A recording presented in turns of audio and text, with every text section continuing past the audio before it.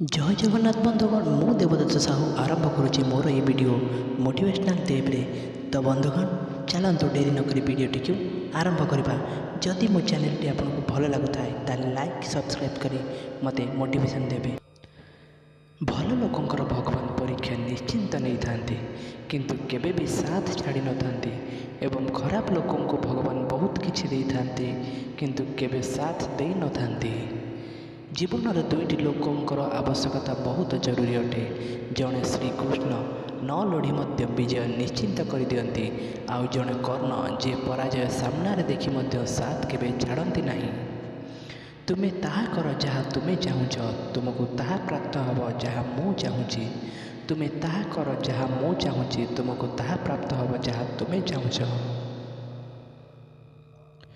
श्रीकृष्ण कहते जन्म नहीं प्राणी मृत्यु एतिकी निश्चिंत जेतिकी मृत्यु होइतिबा व्यक्ति जन्म नेबा एथिपाई जहाँ अपरिहार्य ताहा उपर शोक करेनि। भरोसा जदि निज उपर थाए तो शक्ति बनी जाए एवं भरोसा जदि अन्य उपर थाए तो कमजोरी बनी जाए। आपण केबे ठीक थिले ताहा केही मन रखंतनी किंतु आपण केबे भूल थिल ताहा समस्तक मन थिबो। भगवान कहती मु कहार भाग्य निर्माण करे नहीं एवं ना कहार कर्म फल दिए। जी जेमिति कर्म करि थाए सेमिति फल मध्य पाई थाए। मो सब प्राणी को समान रूप से देखी थाए ना मते कि कम प्रिय ना कि अधिक किंतु मते जी प्रेमपूर्वक आराधना करते से मो भितर रुहति एवं मु से ध्यान रखी थाए। तुमर कौन गला जे तुम्हें क्रंदन करुच तुम्हें कौन आनी जहाँ तुम्हें हजई दिल तुम्हें कौन सरंचना कर जहाँकि नाश होगला ना तुम्हें कौन आणिकी आसी ना तुम्हें कौन नहीं कि जीव जहाँ भी नेल एठारू ही नेल जहाँ भी देल एठारू ही देल। जदि आपण कहा सहित मित्रता करें तो कहा सहित शत्रुता भी करवा उचित नुहे। जहाँ हैला भल हैला जहाँ हेउची ताहा भल होउची जहाँ आगको हेबो ताहा मध्य भल ही हेबो। तुमे अतीतर पश्चाताप कर नहीं भविष्य चिंता कर नहीं वर्तमान चली। प्रेम एमिति एक अनुभव जी मनुष्य को केबे हारिबा को दिए नहीं एवं घृणा एक एमिति अनुभव जी मनुष्य को जीतवा को दिए नहीं। श्रीकृष्ण कहते जो व्यक्ति पाखे आपण मूल्य नहीं ताहा सहित छिड़ा हो रहिबा अपेक्षा आपण भल अटे जे यह आपण एका रुहतु। सबु मूल्यवान जिनिसठू उठाइबा नईबा को पड़ी थाए। माता और पिता आशीर्वाद एमानक भितर एक अटे। जो व्यक्ति शिक्षा पूर्व संस्कार व्यापार पूर्व व्यवहार एवं भगवान पूर्व माता पिता को चिन्ह जाए तो जीवन में केबे भी कौन समस्या आसबनी। स्वार्थ संबंध बनइबा को जेते भी चेष्टा करंतु किंतु केबे भी बने नहीं एवं प्रेम रे बनी थिबा संबंध को जेते भी भांगिबा को चेष्टा करिवे ताहा केबे भी भांगे नहीं।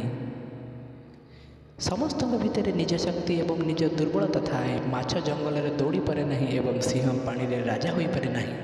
एथिपाई गुरुत्व समस्त को देवा दरकार। थरक क्षमा करी भल बनी जातु किंतु द्वितीय थर सही मनीष उपर भरोसा करी बोका केबे बनतु नहीं। भाग्यवान लोके टिके भी खराब हेले भगवान को दोष दे था किंतु दुर्भाग्यवान टिके भी भल हेले भगवान को स्मरण एवं धन्यवाद दे था।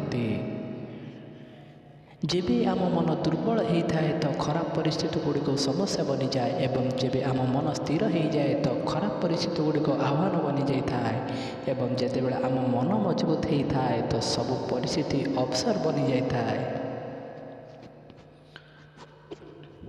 मनुष्यर मानवता से ही समय नष्ट हो जाए जितेबाला से अन्यर दुख को देखी आनंद नहीं थाए। श्रीकृष्ण कहते हे भारतवंशी शरीर रहुवा आत्मार हत्या केबे भी कहीं करें नहीं। अत्य तुमको कौन से जीव पर शोक करने आवश्यक नुहे। समय आमको शिखाई था कि जीवन कहार अपेक्षा करे नहीं बा क्या अपेक्षा करें नहीं। कहीं हताश कि छिछत्र हो जाती तो केबे संघर्ष कर उज्जवल होती। मनुष्य को निज कर्मर संभाव्य परिणाम प्राप्त होता विजय बा पराजय लाभ बा क्षति प्रसन्नता बा दुख इत्यादि विषय चिंता कर मनुष्य को कष्ट देवा ठीक नुहे।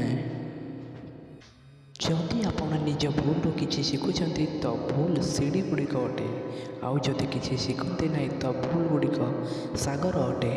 ନିର୍ଣ୍ଣୟ ଆପଣଙ୍କର, ଚଢ଼ିବା ନା ବୁଡ଼ିବା। ସମସ୍ୟା ଗୁଡ଼ିକ ଏତେ ବି ଶକ୍ତିଶାଳୀ ନୁହେଁ ଯେତେ ଆମେ ତାକୁ ମାନି ନେଇଥାଏ। କେବେ ଶୁଣିଛନ୍ତି କି ଏ ଅନ୍ଧାର ସକାଳ ହେବାକୁ ଦେଇନାହିଁ? ଭୁଲ ଗୁଡ଼ିକ ଖୋଜିବା ଭୁଲ ନୁହେଁ, କିନ୍ତୁ ଆରମ୍ଭ ନିଜଠାରୁ ହେବା ଦରକାର। ଏ ଜରୁରୀ ନୁହେଁ କି ସବୁବେଳେ ଆପଣଙ୍କ ଶବ୍ଦକୁ ଠିକ୍ ମନାଯିବ। ଏଥିପାଇଁ କେବେ କେବେ ଚୁପ୍ ରହିବା ଅଧିକ ଆବଶ୍ୟକତା ହୋଇଥାଏ। ଯିଏ ଯେତେ ଅଧିକ ଶାନ୍ତ ହୋଇଥାଏ ସେ ସେତେ ଗଭୀରତାରେ ନିଜ ବୁଦ୍ଧିକୁ ପ୍ରୟୋଗ କରିପାରେ। ନିନ୍ଦାକୁ ଡରି ନିଜ ଲକ୍ଷ୍ୟକୁ କେବେ ବି ଛାଡ଼ନ୍ତି ନାହିଁ, କାହିଁକି ନା ଲକ୍ଷ୍ୟ ପ୍ରାପ୍ତ ହେଉ ହେଉ ନିନ୍ଦା କରୁଥିବା ଲୋକଙ୍କର ରାୟ ମଧ୍ୟ ବଦଳି ଯାଇଥାଏ। ଆପଣଙ୍କ ହାରିବା ବା ଜିତିବା ଆପଣଙ୍କ ଚିନ୍ତାଧାରା ଉପରେ ନିର୍ଭର କରେ। ଏଥିପାଇଁ ଯଦି ମାନିନେବେ ତ ହାର ହେବ, ଏବଂ ଯଦି ବିଶ୍ୱାସ ରଖିବେ ତ ଜିତ୍ ନିଶ୍ଚିନ୍ତ ହେବ। ସବୁଠାରୁ ବୁଦ୍ଧିମାନ ଏବଂ ସ୍ଥିର ମନ ଥିବା ବ୍ୟକ୍ତି ସିଏ ଯିଏ ସଫଳତା ମିଳିଲେ ଅହଙ୍କାର କରେନି ଏବଂ ବିଫଳ ହେଲେ ଦୁଃଖରେ ଡୁବି ଯାଏନି। ଯଦି ଆପଣଙ୍କ ପ୍ରଶଂସା ହେଉଛି ତ ଆପଣଙ୍କୁ ଅଧିକ ସାବଧାନ ରହିବା ଆବଶ୍ୟକ ଅଛି। ଜୀବନରେ କେବେ ବି କାହା ସହିତ ନିଜ ତୁଳନା କରିବେନି। ଆପଣ ଯେମିତି ବି ଅଟନ୍ତି ସର୍ବଶ୍ରେଷ୍ଠ ଅଟନ୍ତି। ମନୁଷ୍ୟ ନିଜ ବିଶ୍ୱାସରୁ ନିର୍ମିତ ହୋଇଥାଏ। ଯେମିତି ସେ ବିଶ୍ୱାସ କରିଥାଏ ସେମିତି ବନିଯାଇଥାଏ। ଯିଏ ନିଜ ମନକୁ ଜିତି ଯାଇଛି ତା ପାଇଁ ତା ମନ ସର୍ବଶ୍ରେଷ୍ଠ ମିତ୍ର ଅଟେ, କିନ୍ତୁ ଯିଏ ଏମିତି କରିପାରିବ ନାହିଁ ତା ପାଇଁ ତା ମନ ସବୁଠାରୁ ବଡ଼ ଶତ୍ରୁ ଅଟେ।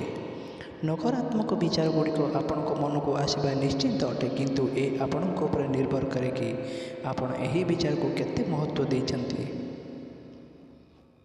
ସବୁବେଳେ ମନେ ରଖିବେ, ଭଲ ଦିନ ଗୁଡ଼ିକ ପାଇଁ ଖରାପ ଦିନ ଗୁଡ଼ିକ ସହ ଲଢ଼ିବାକୁ ପଡ଼ିଥାଏ।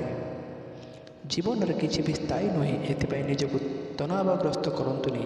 କାହିଁକି ନା ପରିସ୍ଥିତି ଗୁଡ଼ିକ ଯେତେ ବି ଖରାପ ହେଉନା କାହିଁକି ବଦଳିଯିବ ନିଶ୍ଚିନ୍ତ। ପ୍ରେରଣାର ସବୁଠାରୁ ବଡ଼ ସ୍ରୋତ ଆପଣଙ୍କ ପାଇଁ ଏକ ବିଚାର ଅଟେ। ଏଥିପାଇଁ ବଡ଼ ଚିନ୍ତା କରନ୍ତୁ ଏବଂ ନିଜକୁ ଜିତିବା ପାଇଁ ସବୁବେଳେ ନିଜକୁ ପ୍ରେରିତ କରନ୍ତୁ। ଯିଏ ମନକୁ ଜିତିଗଲା ସେ ପ୍ରଥମେ ପରମାତ୍ମାକୁ ପ୍ରାପ୍ତ କରିନେଲା, କାହିଁକି ନା ସେ ଶାନ୍ତି ପ୍ରାପ୍ତ କରିନେଲା। ଏହି ମନୁଷ୍ୟ ପାଇଁ ସୁଖ ଦୁଃଖ, ଥଣ୍ଡା ଗରମ ଏବଂ ମାନ ଅପମାନ ସବୁ ଏକ ହୋଇଯାଏ। ମୁସ୍କିଲ ଗୁଡ଼ିକ କେବଳ ସର୍ବୋତ୍ତମ ଲୋକଙ୍କ ଭାଗ୍ୟକୁ ଆସିଥାଏ, କାହିଁକି ନା ସେମାନେ ସର୍ବୋତ୍ତମ ଉପାୟରେ ମୁସ୍କିଲ ଗୁଡ଼ିକୁ ସମାଧାନ କରିବାର କ୍ଷମତା ରଖିଥାନ୍ତି। କିଏ କିଛି ବି କହୁ, ବାସ୍ ନିଜକୁ ନିଜ ଶାନ୍ତ ରଖନ୍ତୁ, କାହିଁକି ନା ସୂର୍ଯ୍ୟ ଯେତେ ବି ଶକ୍ତିଶାଳୀ ହେଉନା କାହିଁକି ସମୁଦ୍ର ଶୁଖି ନଥାଏ। ଯେଉଁଠି ଆପଣଙ୍କର ମୂଲ୍ୟ କିଛି ନାହିଁ ସେଠି ରହିବା ଅନୁଚିତ ଅଟେ, ସେ କାହା ଘର ହେଉ ବା କାହାର ମନ।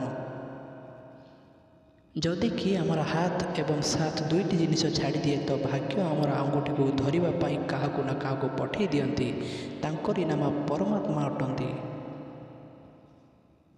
ଭଗବାନ କହୁଛନ୍ତି ବ୍ୟକ୍ତି ଯାହା ଚାହିଁବ ବନିପାରିବ ଯଦି ସେ ଆତ୍ମବିଶ୍ୱାସ ସହିତ ଇଚ୍ଛୁକ ବସ୍ତୁ ଉପରେ ଲଗାତାର ଚିନ୍ତନ କରିବ। ଖାଲି ଦୁନିଆ ସାମ୍ନାରେ ଜିତିବା ବାଲା ବିଜେତା ହୋଇନଥାଏ, କିନ୍ତୁ କୌଣସି ସମ୍ବନ୍ଧ ସାମ୍ନାରେ କେବେ ଏବଂ କେଉଁଠି ହାରିବା ଦରକାର ଏହା ଜାଣିବା ବାଲା ବ୍ୟକ୍ତି ମଧ୍ୟ ବିଜେତା ହୋଇଥାଏ। ଯେଉଁ ଲୋକ ବୁଦ୍ଧିକୁ ଛାଡ଼ି ଭାବନାରେ ବହି ଯାଇଥାନ୍ତି ତାଙ୍କୁ କିଏ ବି ମୂର୍ଖ ବନେଇପାରେ।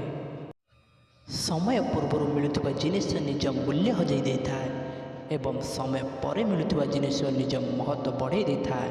ଆତ୍ମା ପୁରୁଣା ଶରୀରକୁ ସେମିତି ଛାଡ଼ି ଦେଇଥାଏ, ସେମିତି ମନୁଷ୍ୟ ନିଜ ପୁରୁଣା କପଡ଼ାକୁ ଖୋଲି ନୂଆ ବସ୍ତ୍ର ଧାରଣ କରିଥାଏ। ଯେମିତି ଜଳରେ ପହଁରୁଥିବା ଡଙ୍ଗାକୁ ତୋଫାନ ନିଜ ଲକ୍ଷ୍ୟସ୍ଥଳକୁ ଦୂରେଇ ନେଇଥାଏ, ଠିକ୍ ସେମିତି ଇନ୍ଦ୍ରିୟ ସୁଖ ମନୁଷ୍ୟକୁ ଖରାପ ରାସ୍ତାକୁ ନେଇଯାଏ। ଆପଣଙ୍କ ବିଶ୍ୱାସ ଏକ ପର୍ବତକୁ ବି ଘୁଞ୍ଚାଇପାରେ ଏବଂ ଆପଣଙ୍କ ମନରେ ଥିବା ସନ୍ଦେହ ଏକ ପର୍ବତକୁ ମଧ୍ୟ ଠିଆ କରିପାରେ। ଆମକୁ ଆମ ନିଜ ଉପରେ ବିଶ୍ୱାସ ରହିବା ବହୁତ ଜରୁରୀ ଅଟେ, କାହିଁକି ନା ଆମେ ଆମ ରାସ୍ତାରେ ନିଜେ ଚାଲିଥାଏ।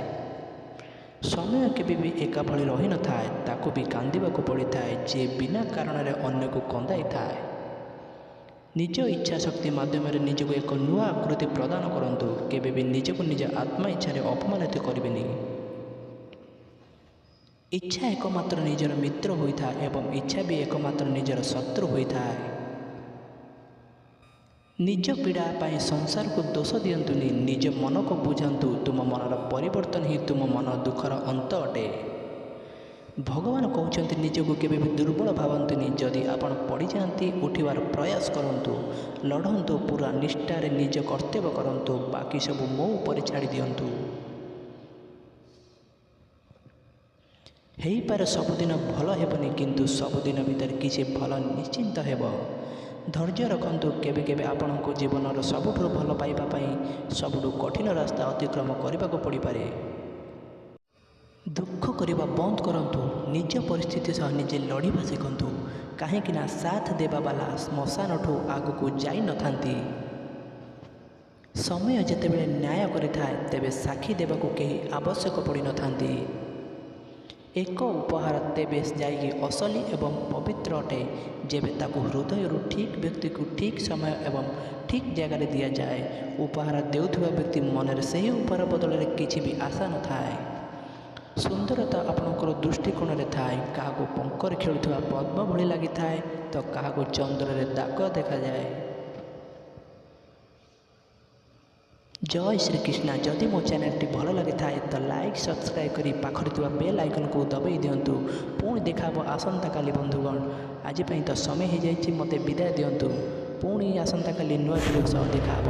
ଜୟ ଜଗନ୍ନାଥ, ଜୟ ଶ୍ରୀକୃଷ୍ଣ।